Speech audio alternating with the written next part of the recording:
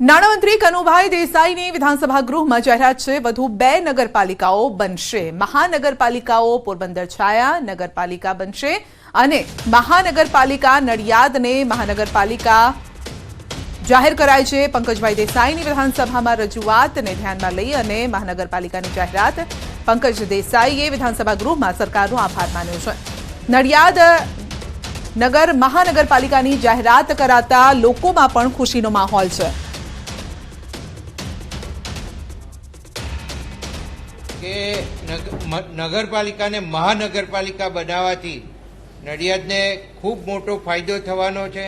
આજે નડિયાદ જે રીતે વિકસી રહ્યું છે એની અંદર હું તમને કહું કે નડિયાદની જ બાજુમાં 2 કિલોમીટર દૂર ઉત્તરસંધા સ્ટેશન જે બુલેટ ટ્રેનનું સ્ટેશન થઈ રહ્યું છે અને અમદાવાદથી આ નડિયાદ એટલે કે ઉત્તરસંધા આ બુલેટ ટ્રેનનું સ્ટેશન પણ આવવાનું છે।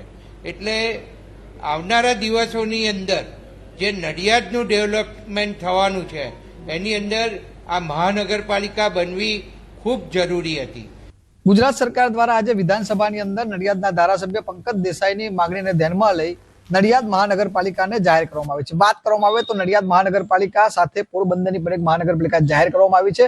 આ સમગ્ર મામલે વિધાનસભા ગૃહની અંદર પંકજભાઈ ધારાસભ્ય દ્વારા ગૃહની અંદર જે નાણામંત્રી છે તેમનો આભાર પણ વ્યક્ત કરવામાં હતો। નડિયાદના ભાજપ શહેર પ્રમુખ આપણી સાથે જોડાયા છે। આપનું નામ અને પરિચય? મારું નામ તેજસ પટેલ છે। હું નડિયાદ શહેર ભારતીય જનતા પાર્ટી સંગઠન પ્રમુખ છું। તેજસભાઈ, નડિયાદ મહાનગરપાલિકા જાહેર થઈ છે, શું કહેશો? આપની પ્રતિક્રિયા?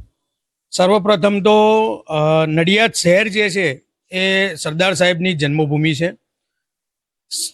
એશિયાની સૌથી આસ્થા વધુ ધરાવતું સંતરામ મંદિર પણ નડિયાદમાં આવેલું છે અને આજે ખરેખર ચરોતરવાસીમાં ને ખાસ કરીને નડિયાદના નગરજનોને ખૂબ હર્ષ સાથે લાગણી સાથે હું એમના તરફથી કહેવા માંગુ છું કે આજે ભૂપેન્દ્રભાઈ સાહેબ, ગુજરાતના મુખ્યમંત્રી શ્રી અને નાણામંત્રી શ્રી કનુભાઈ દેસાઈ સાહેબે અમારા 6 ટર્મથી લોક જનમતને સ્વીકૃત રહેલા અને જેમના નામે વિકાસની વણથંભી યાત્રા જોડાયેલી છે એવા અમારા આદરણીય પંકજભાઈ સાહેબના અથાગ પ્રયત્નોથી આજે નડિયાદને મહાનગરપાલિકા તરીકેનું બિરુદ મળ્યું છે અને આજે મહાનગરપાલિકા જાહેર થઈ છે।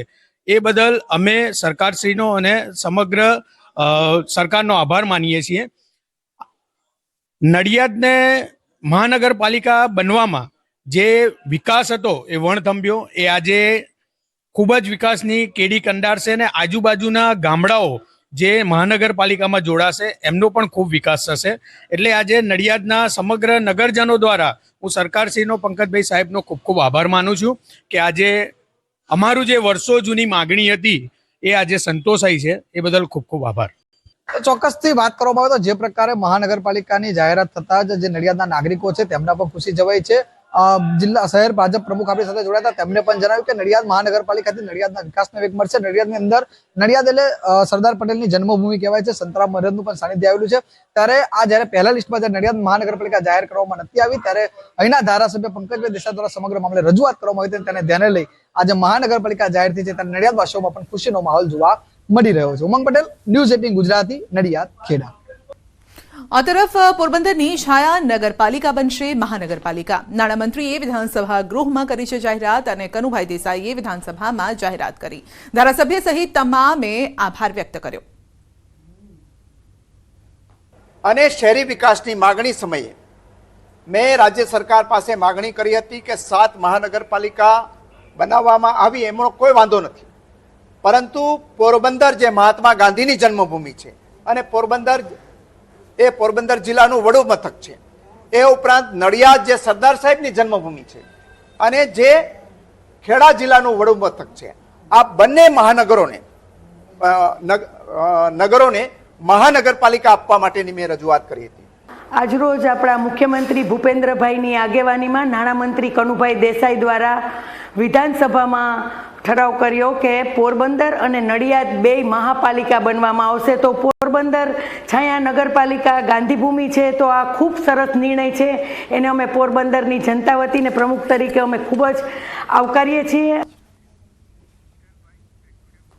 તો કોંગ્રેસ ધારાસભ્ય અર્જુન મોઢવાડિયાએ રાજ્યના આર્થિક દેવાનો મુદ્દો પણ ઉઠાવ્યો છે. ગુજરાત આર્થિક રીતે સક્ષમ હોવા છતાં ઘી પીવે છે એવી તેમણે વાત કરી છે અને ગુજરાત પર હાલ 4,17,000 કરોડનું દેવું છે. દર વર્ષે 25,000 કરોડનો હપ્તો ભરવો પડે છે અને પોરબંદર પાલિકાને મનપામાં પરિવર્તિત કરવાની માંગણી સ્વીકારાતા મોઢવાડિયાએ સરકારનો આભાર વ્યક્ત કર્યો. આટલો ઊંચું કરજ હોવાને કારણે આ સરકારના લગભગ 47% જેટલા પૈસા તો એમના પગાર ચૂકવવામાં, પેન્શન ચૂકવવામાં અને વ્યાજ ચૂકવવામાં જાય છે. ભાજપ ધારાસભ્ય મહેશ કસવાલાએ અર્જુન મોઢવાડિયા પર કર્યા છે વળતા પ્રહાર અને કોંગ્રેસે કેટલાય વર્ષો માટે ગુજરાતની જનતાને પાણી માટે રઝળપાટ કરાવ્યો હતો. તમે ડેમ બનાવ્યા પણ ઘરે ઘરે પાણી પહોંચાડવાનું કામ ભાજપ સરકારે કર્યું છે. કોંગ્રેસના શાસનમાં પિતા કનેક્શન માંગે અને 15 વર્ષ રાહ જોયા બાદ દીકરાને મળતું હતું કનેક્શન. તમે વીજળી માટે થાંભલા નાખ્યા પરંતુ 24 કલાક વીજળી આપવાનું કામ ભાજપ સરકારે કર્યું છે. તમે ખેડૂતોનો ઉલ્લેખ કરો છો, ખેડૂતોને કનેક્શન આપીને તમે દુહાઈ લો છો. મારે કહેવું પડે કે જે ખેડૂત એક પેઢીએ બાપે કનેક્શન માંગ્યું હતું, દીકરાને કનેક્શન મળતું હતું, એવા પ્રકારનો તમારી સરકારોની અંદર અવસર હતો. 15 વર્ષ સુધી ખેડૂતે રાહ જોવી પડતી. સંસાધનો હતા, તમે જ કહો છો કે અમે વીજળીકરણ કર્યું છે, તો કેમ ખેડૂતોએ 15 વર્ષ સુધી 18 વર્ષ સુધી કનેક્શનની રાહ જોતી હતી? એનો જવાબ પણ તમારે આપવો પડે.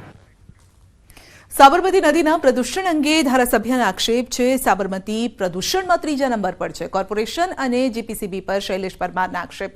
અધિકારીઓ ફેક્ટરીઓમાંથી તોડ કરતા હોવાનો આરોપ લગાવ્યો છે અને કોંગ્રેસ ધારાસભ્યએ પ્રદૂષણ અંગે કર્યા ગંભીર આક્ષેપ. કોર્પોરેશનના અધિકારીઓ અને પ્રદૂષણ બોર્ડના અધિકારીઓ બંને ભેગા થઈને આ ફેક્ટરીઓ પાસેથી બહુ મોટો તોડ કરતા હોય છે. એક આખી લિંક ચાલે છે. માટે ફક્ત ને ફક્ત જે નદી પોલ્યુશનમાં આટલું બધું છે, આજે પણ પાણી એટલું જ વહે છે, સરકાર દ્વારા કોઈ પગલાં લેવામાં આવતા નથી. ગાંધીનગરમાં ધારાસભ્ય વિમલ ચુડાસમાનું નિવેદન છે. બાગાયતી ખેતીમાં પાક નુકસાની વીમા અંગે નિવેદન આપ્યું છે. વેરાવળમાં 3 કરોડ પાક વીમો ચૂકવવાનો બાકી છે. 4 વર્ષ થવા છતાં પણ પાક વીમા ચૂકવાયા નથી. એ ક્યારે ચૂકવવામાં આવશે ત્યારે કીધું કે તાત્કાલિક ધોરણે કંપની દ્વારા ચૂકવવામાં આવશે. 2019નો પાક વીમો બાકી છે. આજે 4 વર્ષ થઈ ગયા છતાં પણ સરકાર જવાબમાં એમ કહે છે કે તાત્કાલિક ચૂકવવામાં આવશે. તો એ તાત્કાલિક શબ્દો ક્યારે? 4 વર્ષ, 5 વર્ષ, 10 વર્ષ, 15 વર્ષ, એનો એક ચોક્કસ મુદત આપે. 4 વર્ષ સુધી પણ હળવેશથી જવાબ આપે છે કે તાત્કાલિક ચૂકવવામાં આવશે. ટેટ અને ટાટ પાસ ઉમેદવારોની ભરતીનો મુદ્દો છે. પાટણના ધારાસભ્ય કિરીટ પટેલે ઉઠાવ્યો છે મુદ્દો. ટાટ પાસ થયેલા 4 લાખ જેટલા ઉમેદવારો છેલ્લા 2 વર્ષમાં કોઈને પણ નોકરી નથી મળી.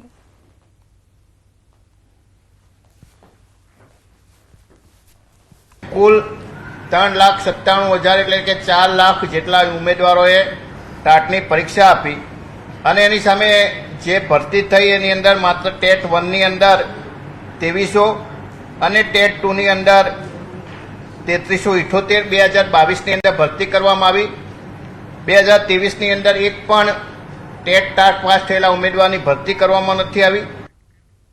લોકસભા ચૂંટણી પહેલા કોંગ્રેસમાં ભંગાણ. ધાનેરાના પૂર્વ ધારાસભ્ય જોઈતા પટેલે રાજીનામું આપ્યું છે અને જોઈતા પટેલે કહ્યું છે કે તેઓ આગામી સમયમાં ભાજપમાં જોડાશે. સાથે જ વધુમાં જણાવ્યું કે હું રામ ભક્ત છું એટલે કોંગ્રેસને કર્યા છે રામ રામ. જોઈતા પટેલ 3 વાર ધાનેરા સીટ પરથી રહી ચૂક્યા છે ધારાસભ્ય.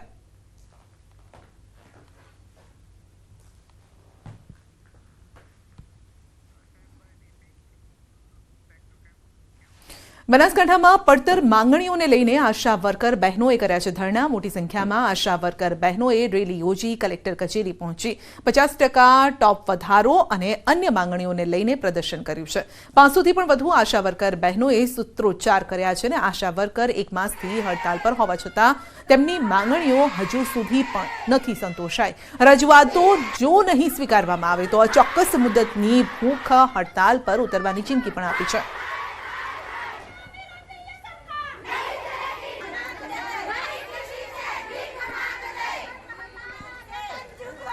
આ તરફ રાજકોટ જિલ્લાના ધોરાજીમાં મહિલાઓએ કર્યો છે ચક્કાજામ. કારણ હતું 10 દિવસથી રાધાનગર અને જૂના ઉપલેટા માર્ગમાં પાણી વિતરણ ન થવું. મહિલાઓના મતે વારંવાર પ્રશાસનને ફરિયાદ કરાઈ, તેમ છતાં પણ તેમની ફરિયાદ ધ્યાને નથી લેવાતી.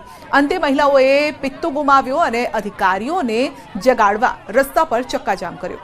મહિલાઓના મતે હજુ તો ઉનાળાની શરૂઆત પણ નથી થઈ અને ત્યાં તો નગરપાલિકા પીવાનું પાણી આપવામાં નિષ્ફળ પુરવાર થઈ છે. મહિલાઓએ પાલિકા વિરુદ્ધ સૂત્રોચ્ચાર પણ કર્યા અને અંતે ટ્રાફિક જામ થતા પોલીસ પહોંચી સમજાવટ બાદ મામલો થાળે પડ્યો. મહિલાઓ ત્યારબાદ ફરી નગરપાલિકાએ રજૂઆત કરવા પહોંચી અને તેમને આશ્વાસન આપી પરત મોકલાઈ છે. મહત્વનું છે કે 1 વર્ષ પહેલા રાધાનગર વિસ્તારમાં ધોરાજી નગરપાલિકા અંતર્ગત આવ્યો હતો, પરંતુ પાલિકાની ઉદાસીનતાના કારણે સ્થાનિકોને પાયાની સુવિધાઓ જ નથી મળી રહી. મહિલાઓ અનુસાર માત્ર પાણી જ નહીં, સ્વચ્છતા, સ્ટ્રીટ લાઇટની સુવિધાનો પણ અભાવ છે. બિસ્માર રોડ રસ્તાઓથી જનતા ત્રાહિમામ છે. રાધાનગર ઉપલેટા રોડ, રાધાનગર અમે રહી છીએ. અમારે પાણીની તકલીફ એટલી છે, અત્યારે અમારે પાણી આજનું જવા જેટલું પાણી નથી અમારા ઘરમાં. આજ 10 દિવસથી પાણી નથી આવ્યું. પાણી નથી આવ્યું, દાદી થયા માણા મરી જાય, ભૂખા મરી જાય, તૈસા મરી જાય. પાણી વિનાના હું કરે માણા? દાદી થયા પાણી નથી આવ્યું, જાઓ ક્યાં? સુધરાઈ વાળા ક્યાં વયા ગયા છે? વેરા લઈ લે છે, પાણી વેરા લઈ લે છે, ઘર વેરા લઈ લે છે. કચરામાં તકલીફ છે, કચરાની ગાડી ના આવે તો બપોર ટાણે આવે 2 વાગે. એનું કરવું અમારે. પાણીની એટલી તકલીફ છે કે 4-4, 5-5 દિવસ પણ એ લોકો સરખું પાણી નથી દેતા ને આજના 10-11 દિવસથી અમારે પીવાનું પાણી તક બી નથી. અમારે પીવું કેમ, નાવું કેમ, ધોવાનું પાણી પણ જોઈએ તો ખરી ને. અને કચરાની એટલી ફરિયાદ છે. હજી તો અમારો તહેવાર આવે છે ને હજી તો શરૂઆત થઈ છે અમારા તહેવારની. અમે મોટી રાયતું હતી, અમે એમને નાયા વગરના ક્યાંથી પાણી ભરીને આવ્યા છીએ, તો હવે આટલા દિવસ પછી પણ એ લોકો પાણી નથી દેતા. રાજકોટ જિલ્લાના ધોરાજી પાસે આવેલ રાધાનગરની મહિલાઓ છે તે રોડ ઉપર આવી ગઈ છે. આપણે સીધા દ્રશ્ય બતાવી. દ્રશ્યમાં જોઈ શકો છો કે છેલ્લા 10 દિવસથી પાણી નથી આવી રહ્યું, કચરાની સફાઈ થઈ છે. તેને લઈને મહિલાઓ છે તે રોષમાં આવી ગઈ છે ને અત્યારે તે ચક્કાજામ કરવામાં આવ્યું છે. રાધાનગરના સીધા દ્રશ્ય છે, જે ઉપલેટા માર્ગ છે, જે રાધાનગર સોસાયટી આવેલ છે, તેના જ દ્રશ્ય આપણે બતાવ્યું સીધા. કે આપ જોઈ શકો છો કે અત્યારે મહિલાઓ રોડ ઉપર આવી અને ચક્કાજામ કર્યો. છેલ્લા 10 દિવસથી જે પાણી નથી આવ્યું તેને લઈને નગરપાલિકા હાય એને નારા લગાવી રહ્યા છે. મહિલાઓની માંગ છે કે તાત્કાલિક ધોરણે પાણી આપવામાં આવે તેવી માંગ કરી રહ્યા છે. મુના બકાલી, ગુજરાતી, ધોરાજી. વડોદરામાં પાણી માંગવા માટે ગયેલા વ્યક્તિને મોત મળ્યું છે. વડોદરા મનપાને શણસાર કરતી આ ઘટના સામે આવી છે. વોર્ડ નંબર 6 ના સુરુચિ પાર્કમાં છેલ્લા 1 મહિનાથી ડ્રેનેજનું ગંદુ પાણી ભળીને આવતા સ્થાનિકો રજૂઆત કરવા પાલિકા કચેરીએ પહોંચ્યા, જ્યાં ઉગ્ર રજૂઆત દરમિયાન એક વ્યક્તિનું મોત થઈ ગયું. સુરુચિ પાર્કના સ્થાનિકો છેલ્લા 1 મહિનાથી પાણી માટે વલખા મારી રહ્યા છે. કોર્પોરેટરને રજૂઆત કરી, તેમ છતાં ઉકેલ ન આવતા સ્થાનિકો રજૂઆત કરવા પહોંચ્યા અને જ્યાં નિર્દોષ નાગરિકનું મોત થઈ જતા લોકોમાં રોષ છે. કોઈ ધ્યાન આપતું નહીં, કોઈ કોર્પોરેટર બી જોવા નહીં આવતું, કોઈ આવતું નહીં કોર્પોરેશનમાંથી. આ તો બધા કાલે બધા ગયા, ભાઈ ગયા, બધા બોલવા લાગ્યા એટલે ભાઈને આવું થઈ ગયું સાહેબ. અને બહુ કંટાળી ગયા સાહેબ અમે લોકો. ના ગુસ્સો કાઢ્યો એમને, આવું થઈ ગયું, બિચારા એટેક થઈ ગયો. ખાડા ખોદી રહ્યા છે, જો ના ખાડો પેલી બાજુ ખાડા. હજે 15 દિવસ છે, કોઈ ધ્યાન નહીં આપતું, કોર્પોરેટર કોઈ આવતું નહીં જોવા માટે. સુરુચિ પાર્કમાં પાલિકાએ ઠેર ઠેર ખાડા ખોદી નાખતા દૂષિત પાણીની સમસ્યા સર્જાય છે.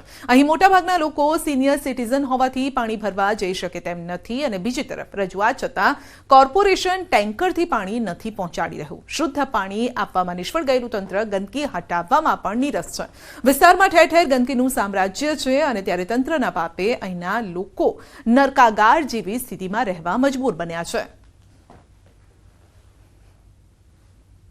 લોકો વેરા પરસેવાના પૈસાથી વેરા ભરતા હોય તો પણ એમને ચોખ્ખું પાણી એક સમય પાણી આપતા હોય, 1 કલાક પણ તમે ચોખ્ખું પાણી આપી નથી શકતા. એટલે આ સત્તાધારી પક્ષના અધિકારીઓની અનવડતના લીધે આવી વડોદરા શહેરની પ્રજા હાલાકી ભોગવી રહી છે અને આવો બનાવ બહુ દુઃખદ ઘટના કહેવાય. આ તરફ તંત્ર પોતાની નિષ્ફળતા છુપાવવાના બદલે રજૂઆત કરતાના મોતને લઈને સ્થાનિકોને જવાબદાર ઠેરવી રહ્યું છે. સ્થાયી સમિતિના અધ્યક્ષે ભૂલ સ્વીકારવાના બદલે નાગરિકોના માથે દોષનો ટોપલો ઢોળી દીધો અને કોઈની ઉશ્કેરણીથી લોકો રજૂઆત માટે આવ્યા હોવાનો રાગ આલાપ્યો. સાથે જ દૂષિત પાણી માટે પણ સ્થાનિકોને જ જવાબદાર ઠેરવ્યા.